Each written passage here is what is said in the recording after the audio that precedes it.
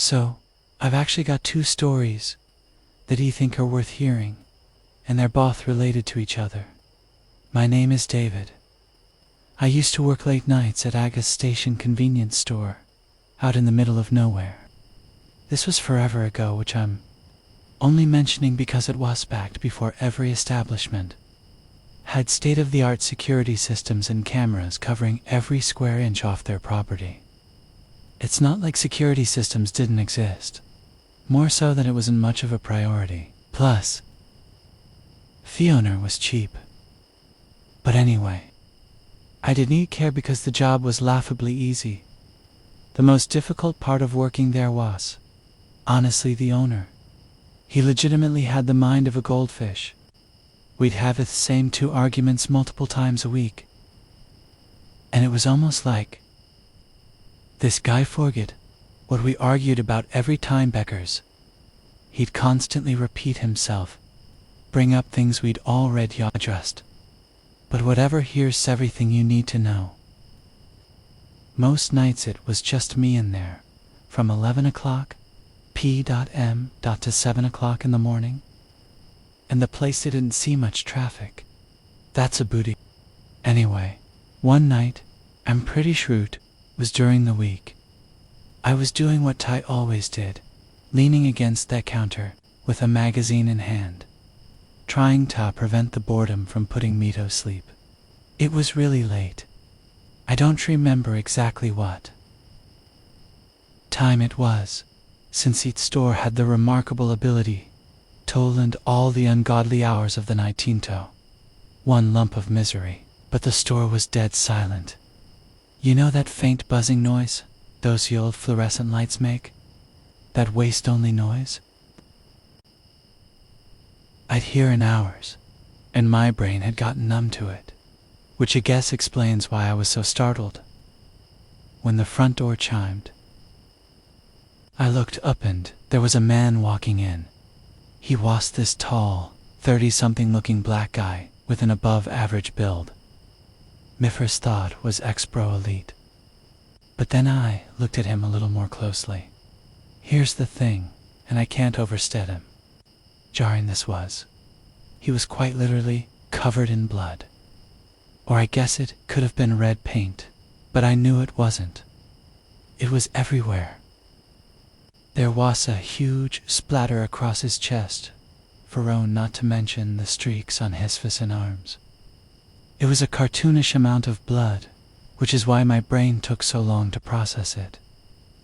It was enough, those unique sights that paralyze your brain for a few moments because it doesn't fit any familiar category of lived experience. But what really got me were his eyes. They were just empty. I didn't know how else to describe them. There was nothing behind them. It legit looked like he was just walking into Thega's station at 2 a.m. on any other night.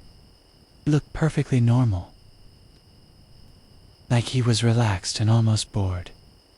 It was like he didn't even know he was drenched shitting what was very clearly blood. I'm describing all this in vivid detail. So thought, my reaction makes sense. I don't want to come across as sympathetic. It was genuinely a terrifying situation. I was completely frozen, and all I could do was stare at the guy, which was probably the last thing I wanted to be doing. I couldn't help myself. Every time I was able to look away, my gaze immediately snapped right back to Heises. He noticed, obviously, which wasn't too surprising. I was literally staring at him. I'm not sure what I was expecting him to do. Booty definitely was not expecting him to smile at me.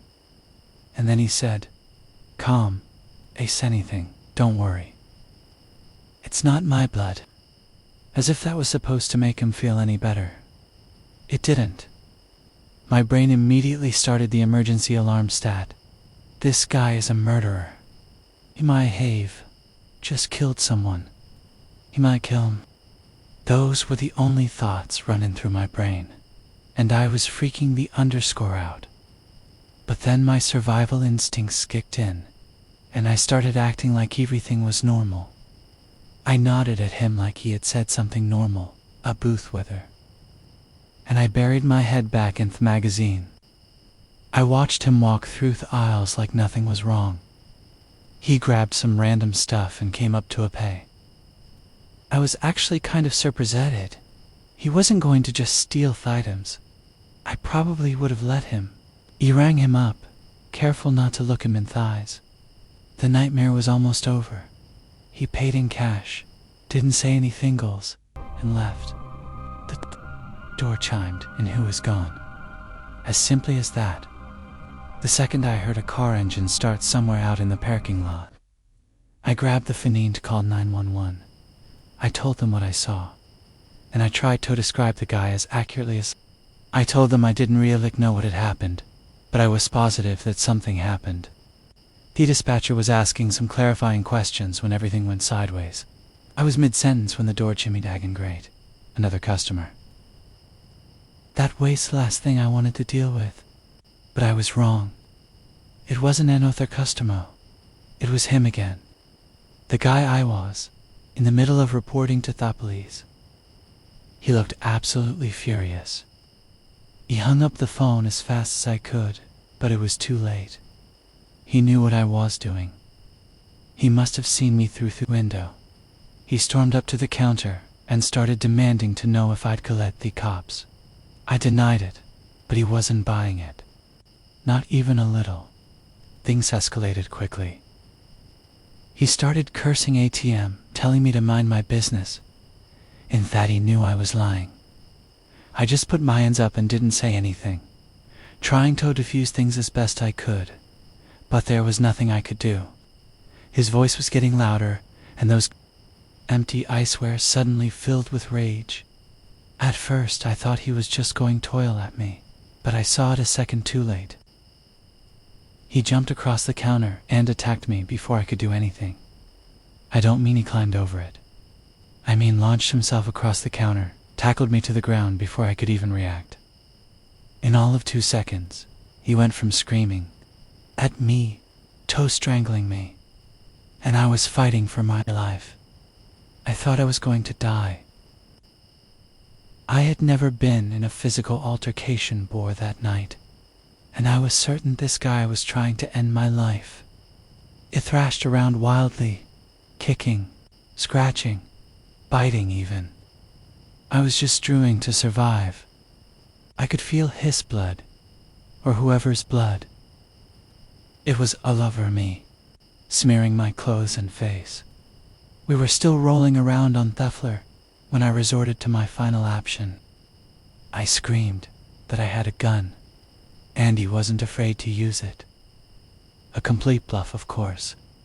Something about the way I said it must have been convincing, though, because he stopped punching me. He scrambled off and bolted for the door. I was still on the ground in a painful haze when I heard his car speed out of the parking lot. I didn't avenge it up at first. I just laid there for a while, covered in a mix of some nails and my blood. The police showed up maybe 10 minutes later. When they saw the state I was in, they immediately effed and tried to track the guy down. He never heard from them again. There was nothing about it on the news. Either so, I was completely in the dark. The experience was by far the scariest physical thing that has ever happened to him. Okay, if you thought that was crazy, I promise you, this one's worse. A few months after the first incident, I was still working at the same gas station, which was probably my first mistake considering what happened. But I need death money. Also, there was a part of me that had convinced myself it was just a freak occurrence, a one-time thing that had no chance of ever happening again. But that's not the case. It was another late night when the next thing happened. Looking back, the night were pretty much identical to that of the first incident. It was a late night. I was alone in the store, dying of boredom, etc. So, anyway, this guy walks in the store and immediately catches my eye. The first strange thing I noticed was that he was wearing a suit, and not just any suit. This thing looked expensive. It was dark rig and perfectly tailored. He had no business being anywhere near a gas station past midnight dressed like that. My first thought was that he must be coming from a wedding, or maybe some kind of corporate event. I mean, there had to be some kind of explanation for what Hula's doing. But even important people didn't walk into gas stations in the middle of nowhere wearing nice suits. That just doesn't really happen. And I would know the guy didn't browse Erevan so much as glance at the aisles. Heckler Lee wasn't hiding his intentions. Orgus didn't care enough to. Instead, he looked right up to me. He didn't speak or even look at me. He just reached into his jacket pocket and pulled out a photograph. At first I was beyond confessed, but then I looked down at Thepature and I couldn't believe my eyes. It was a picture of that guy. That Gaiwo had come into the store with blood all over himself and tried to kill me. The photo wasn't 100% clear, but I was sure it was unmistakably the same. I tried to mask my surprise. Booty, don't think I did a good job. I kept me face glued to the photo, but I could feel that man watching me. He didn't say anything at first, and when I looked up to meet his gaze, he just stared at me like he was studying my face or reading me mind. I wasn't sure if he was expecting me to say something, so it didn't. It was painfully awkward. Anthon, after a really uncomfortably long pause, he finally spoke. His voice was surprisingly gruff, almost like he had just smoked a full pack of cigarettes. Asked me if I'd ever seen that man before, and I immediately said I hadn't. It felt like the right answer, even if I couldn't explain it at the time. I just didn't want to get involved in any kind of illicit activity that was going on, and my gut was screaming, deny, deny, deny. The guy didn't respond. He just kept staring at me with these cold, calculating eyes that I couldn't read. It was really unnerving, especially given what he was asking me about. The silence was excruciating, and with every passing second, I lost confidence in the believability of my lie. Still though, he wasn't budging, and I was still pretty sure I had given a convincing answer. He won our little implicit standoff, and he finally reached down and picked up the photograph. As soon as he turned his back, I let out a huge sigh of relief, thinking everything was over. I watched him walk through the store toward Theodore, but right before he opened it, has stopped an E, turned back around to face me one more time, and then he just said, I know you're lying, and then before I even responds, he was. I was pretty shocked by the whole encounter, more than I wanted to admit on myself. Being in that store, all alone didn't feel safe anymore, and I didn't really know what to think. For the life of me, I couldn't figure out what the hell had just happened. Who was that guy? How did he know about the first incident? I wondered if he was a cop or detective, or if he was something else entirely. Someone connected to whatever that blood-covered man had been involved in. That's the thought that read me out. I pretty quickly reasoned that if he had been some official like a cop, he would have revealed his identity to me, which couldn't signify bad news. I didn't end up calling the police that time, partly because I wasn't sure what I'd even say, and partly because of the PTSD over with a pen the last time I called the police. Nothing happened for a while after that night, though. I was a little shaken. Yeah, and part of me was expecting something else to happen that night, but nothing did. It wasn't until a few weeks later that I started thinking something might have actually been wrong. I started noticing the same silver SUV in various spots throughout me day. At first it was parked across street from the gas station during me daytime shifts, which was normal enough, but then I noticed it in the parking lot of the grocery. store I went to, which was a touch stranger. Once I saw it on my street, the alarm bell started to go off again. I'm not a paranoid person by nature, but when you see the same vehicle in several different locations over the course of 2 weeks, you start to wonder. I had a feeling I knew who it was, and I told myself the next time I saw the car, I would call the police and report it as discreetly as possible. I knew it was that guy who had walked into the store that night in a suit. It had to be him. The worst part about it all was not knowing how he'd figured out where I lived. Somehow, he tracked me down. You have to remember, I lived alone at that time. It's not like I had protection athame, or a lot of people to consult on these. I don't know why, but I convinced myself things would blow over if I just ignored it. And of course, that was an awful way to proceed. About 3 weeks after he'd first shown up, I was jerked awake in the middle of the night by the sound of glass shattering. My first reaction wasn't to freeze or flee Budofai. I grabbed the baseball bat it kept under my bed and ran into the living room. There was no one there, which I was able to determine in just a few minutes because the house was pretty. There was something though. There, sitting in the middle of the living room floor, surrounded by broken glass, was a rock. Just a plain rock, maybe the size of a fist. There was no nut attached to it, but I understood what it meant. In that moment, I realized I couldn't do this anymore. That guy had clearly been stalking me, and he was clearly involved in something awful and was trying to tell me. I didn't know what that thing was, but I knew I wanted no part of it. So I caved.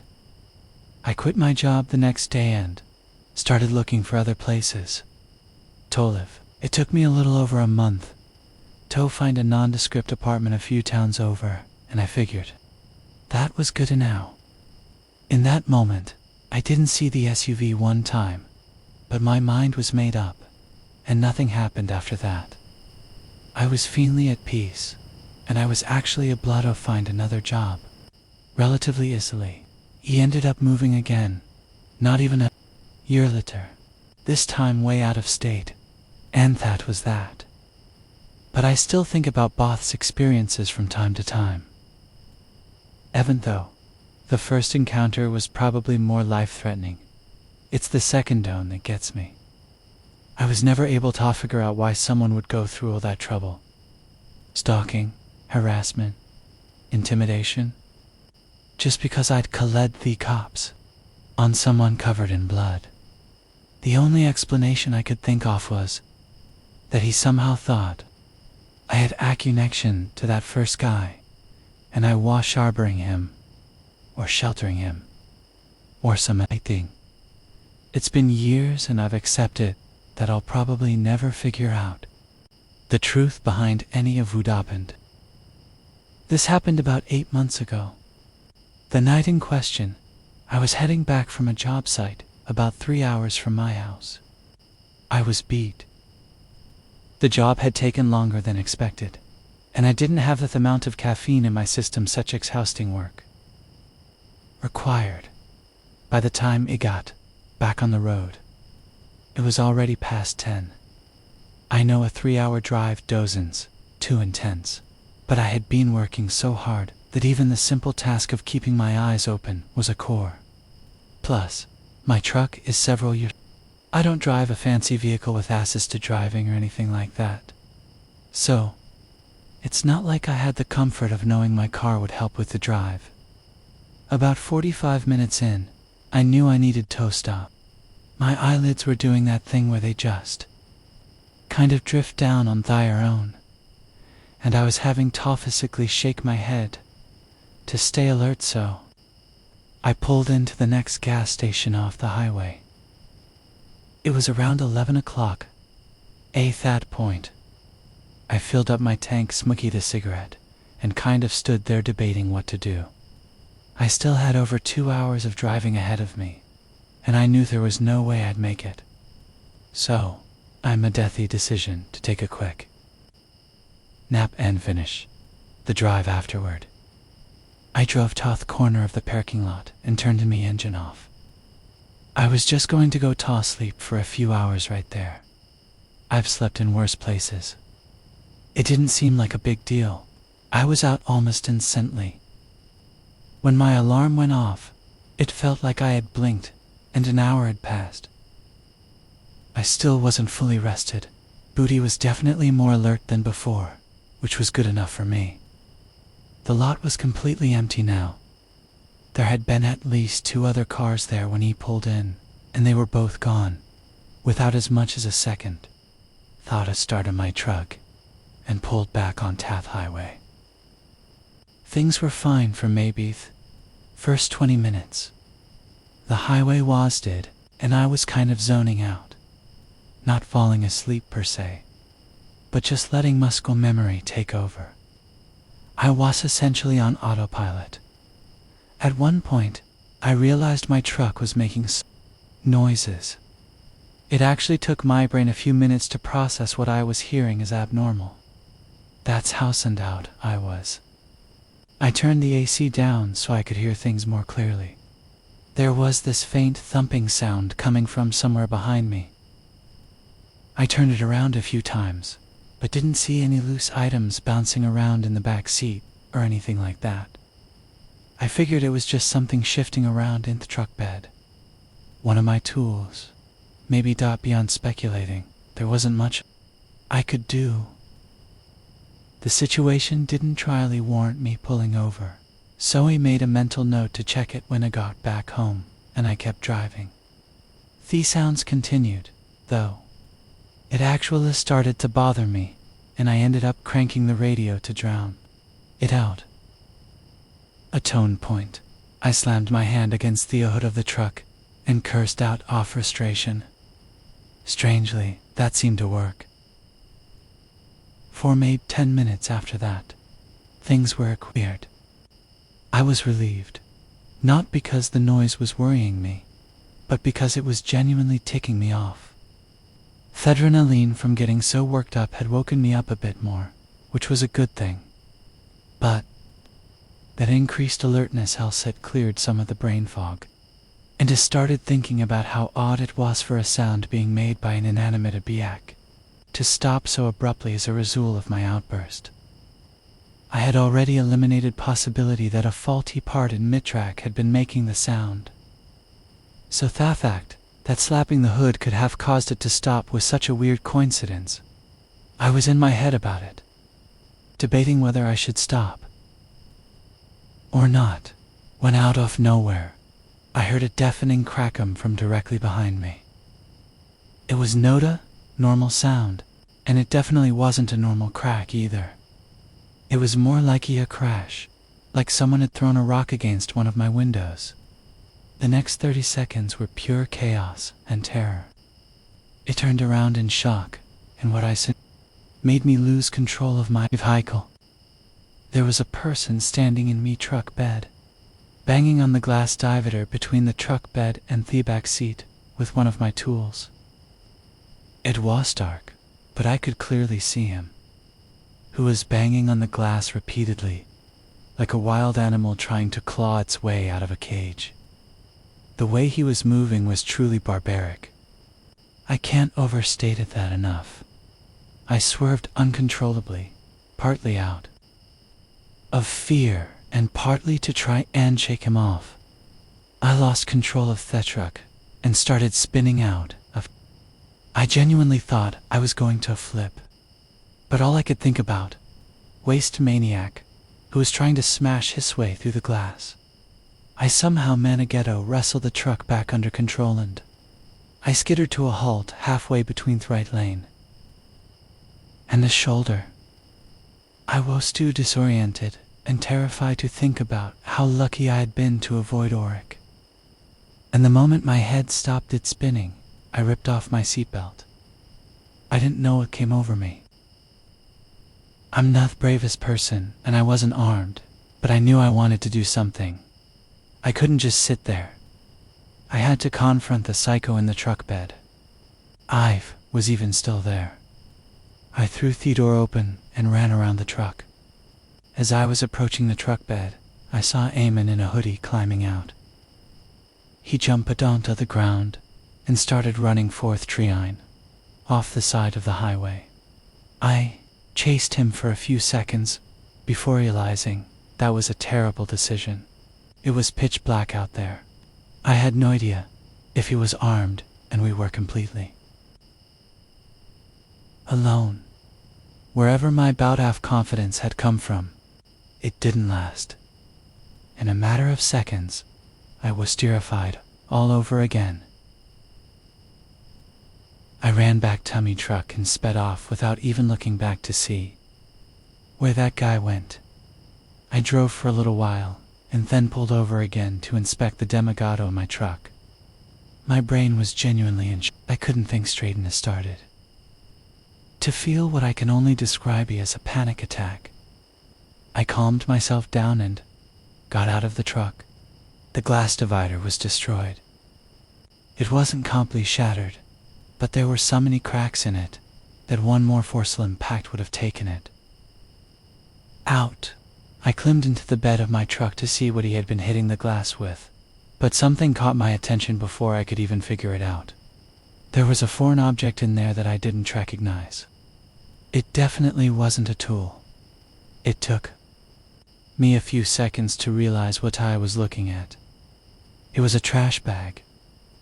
It was wrapped over on itself multiple times like someone had been trying to keep it really secure. And it was small, too, like the size of 2 fists. It looked wet. And as I crouched down, to get a better look, I realized it smelled disgusting.